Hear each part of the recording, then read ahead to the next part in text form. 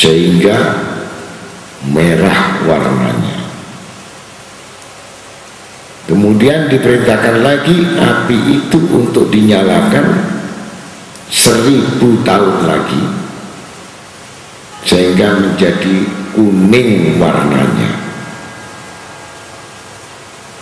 Kemudian api itu diperintahkan nyala lagi 1000 tahun sehingga menjadi hitam warnanya.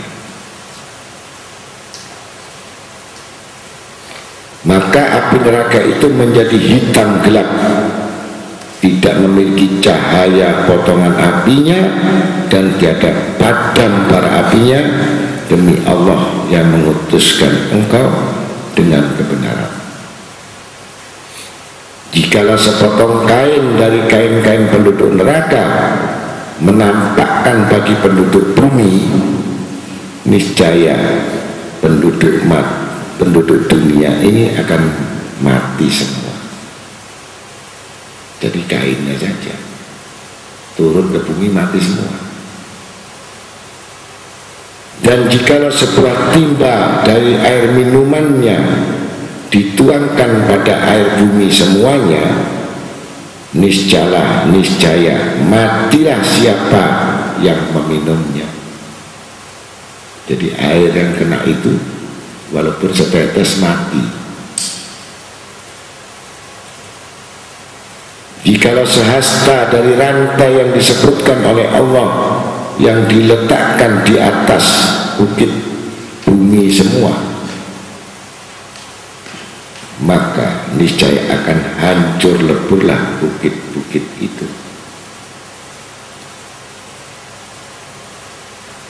Dan tiada sanggup menanggungnya.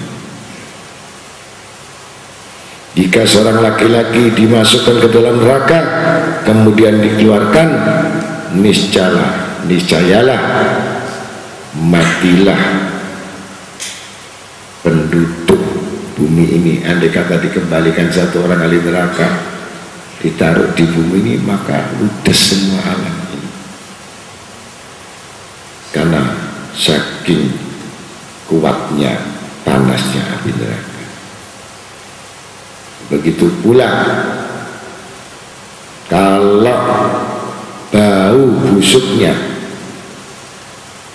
atau satu tetes nanah kemudian ditaruh di muka bumi ini, maka semuanya akan mati karena busuknya sampai ke tulang-tulangnya.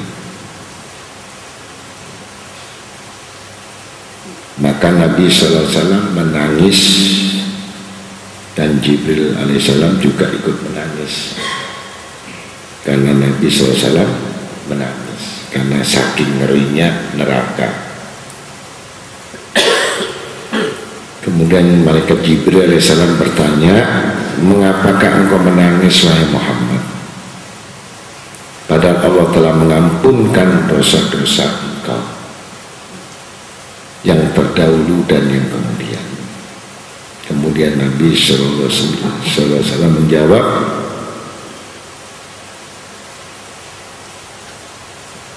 afala akunu abdan askur,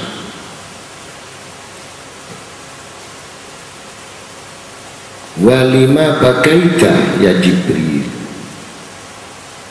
wa anta ruhul amin aminullah ala wahyi. Apakah aku ini bukan hamba yang bersyukur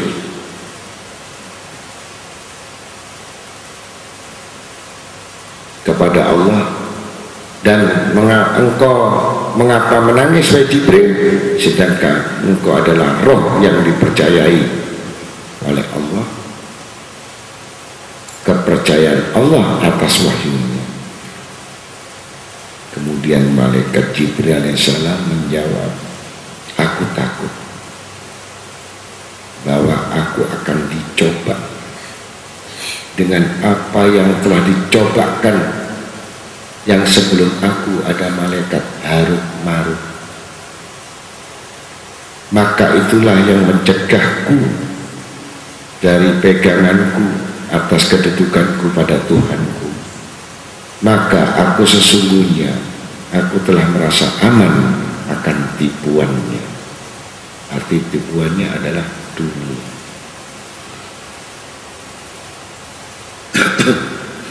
Terus meneruslah keduanya, Rasulullah SAW dan malaikat Jibril menangis, sehingga keduanya terpanggil dari langit. Hai Jibril, hai Muhammad, bahwa Allah telah menganugerahkan keamanan kepada kedua engkau daripada berbuat maksiat kepadaku, sehingga menyebabkan azab kepada engkau. Kelebihan Nabi Muhammad SAW atas nabi-nabi lain adalah seperti kelebihan Jibril atas malaikat-malaikat yang lain.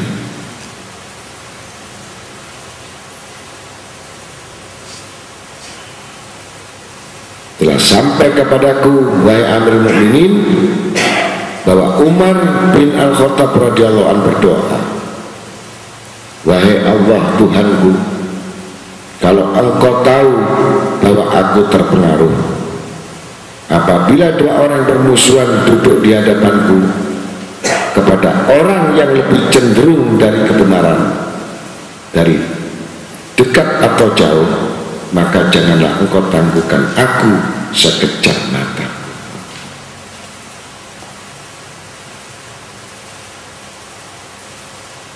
Kalau teman kita bertiga, pasti kita cenderung condong kepada teman kita. Nah, kalau kita cenderung kepada dolim, berarti kita cenderung kepada kedoliman.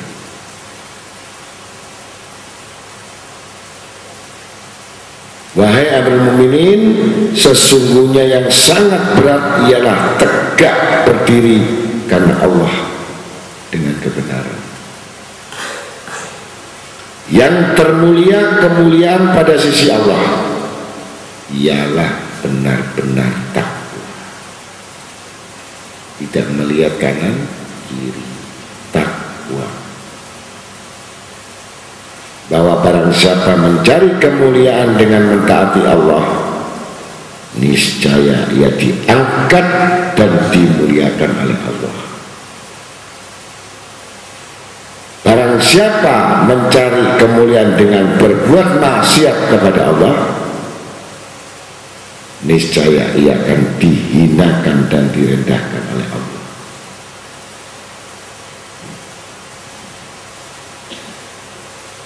Inilah nasihat Rasulullah SAW kepada Amirul Mukminin untuk mereka kesejahteraannya. Kemudian Khalifah bangun, yaitu Abu Ja'far Al-Mansur, bertanya kepadaku, mau kemanakah kalian? Aku menjawab, kepada anak dan tanah air dengan keizinan, dengan dapat izin dari Amirul Mukminin, insya Allah. Itu maksudnya ini adalah Sayyidina Umar bin Khattab.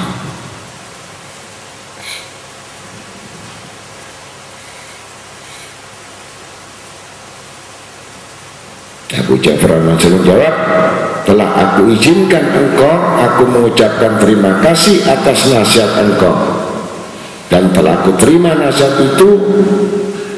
Kiranya Allah menganugerahkan taufik kepada kebajikan dan memberi pertolongan di atas kebajikan kepadanya. Aku memohonkan pertolongan kepadanya, aku menyerahkan diri, lalu cukuplah bagiku dan sebaik-baik pelindung. Janganlah engkau biarkan aku ini tanpa perhatian engkau kepadaku seperti ini. Sesungguhnya engkau diterima perkataan, tidak dicurigai pada memberi nasihat. Kemudian aku menjawab, aku akan kerjakan insya Allah.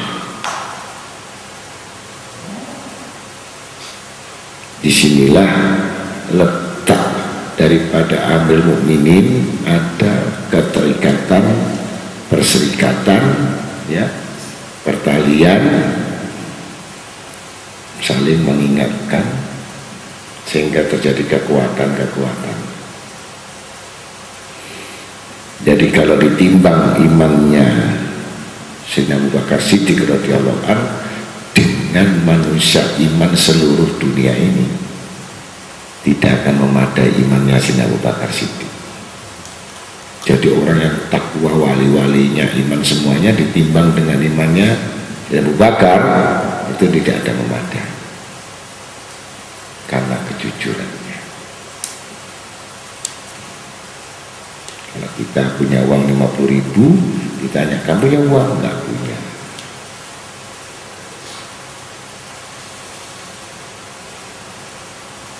Jadi sifat daripada Rasulullah yang diambil dari 4 sahabat, ya. Siddiq itu yang bawa siapa? Sayyidina Abu Bakar. Ya. Amanat yang bawa Sayyidina Umar.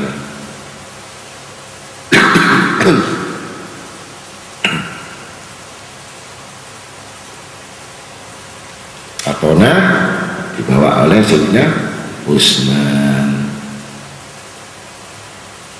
Terus tabligh, ya, menyampaikan Sayyidina Ali. Nah, jadi 4 sahabat ini punya sifat Rasulullah SAW. Jadi semuanya berkembang dengan kekuatan-kekuatan 4 sahabat ini.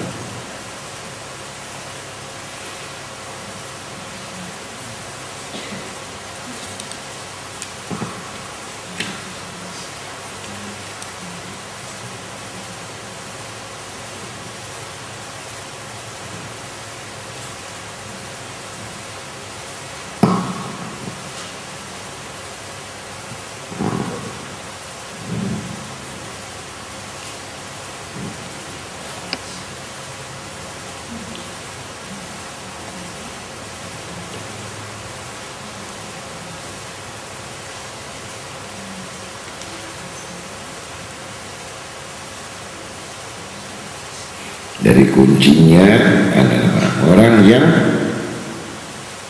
syukur kepada Allah Ta'ala sampai di mana doa Nabi Khidir di sini diterangkan, nanti insya Allah di fotokopi. Ini ada doanya Nabi Khidir, tapi dipakai oleh Mansur.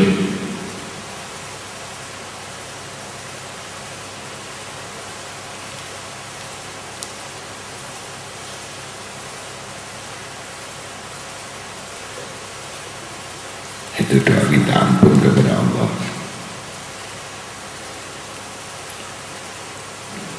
Demikian yang disebutkan kesungguhannya Sayyidina Abu Bakar Siddiq radhiyallahu anhu, yang mana kekuasaannya, kebenarannya, dan pertama kali juga mendapatkan pangkat dari Nabi Khalifah.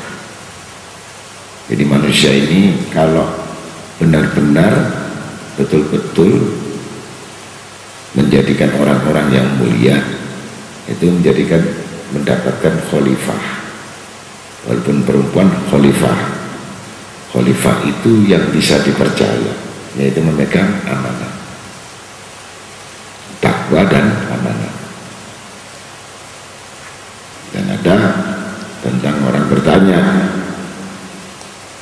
waktu saya di Singapura ada yang bertanya, saking telitinya waktu datang hall di Nganjuk, nah, saya menerangkan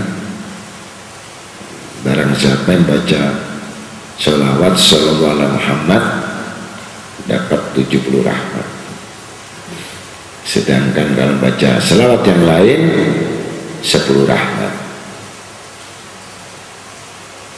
Maka di sini teliti. Seseorang yang betul-betul untuk mengamalkan selawat teliti bertanya, Dan saya hampir terkejut, masih ada seseorang yang bertanya tentang 70 rahmat dan 10 rahmat, dan tidak puas hanya mengatakan 70 rahmat dari mana, sebelum tahu riwayatnya, manaqibnya, sejarahnya gitu. Kemudian itu mau pulang, saya pulang ke Surabaya, tapi selesai pengajian maka saya terangkan, ya, ini dari satu bentuk yang mana arti kebenaran itu benar-benar bahwa sholawat ini adalah kecintaan dari Allah Ta'ala,